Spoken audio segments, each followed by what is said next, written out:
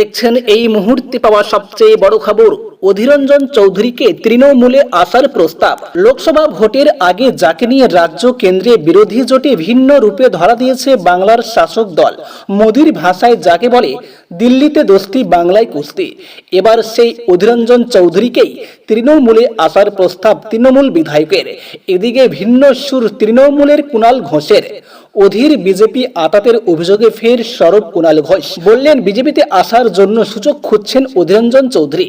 এবার ইউসুফের ঝড়ে ধরাশায়ী হয়েছেন এবার অধীর চৌধুরী। বদলেছে পরিস্থিতি, এমনকি হারের পর কি করবেন? সাংবাদিকের এই প্রশ্নে বলেছিলেন, বরাবর রাজনীতি ছাড়া কিছুই শিখেননি তিনি। অধীরের কথাই হঠাৎ করে করবেই বা কি? এ তো গেল একটা দিক। অপর দিকে একসময় তাকেই বলতে শোনা গিয়েছিল, এখানে কংগ্রেস করতে গেলে তৃণমূলের বিরুদ্ধে বলতেই হবে। একাধিকবার এই ইস্যু সরাসরি মুখে না বললেও কটাক্ষ করতে শোনা গিয়েছে খোদ প্রধানমন্ত্রীকেও। মোদী বারংবার বলেছেন দিল্লিতে দোস্তি বাংলায় কুস্তি, কিন্তু কেন এই কুস্তি?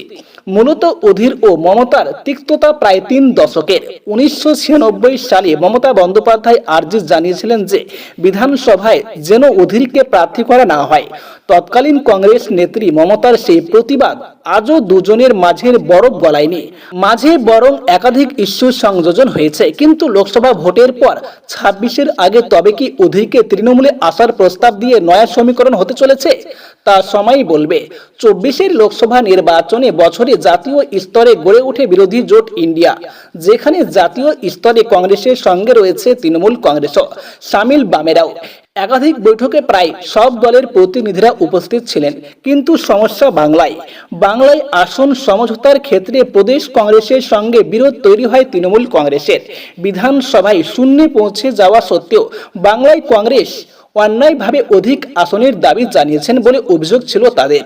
তো বন্ধুগণ, আশা করি আপনারা বুঝতে পেরেছেন। এই ছিল আপডেট। আপনাদের মতামত কি?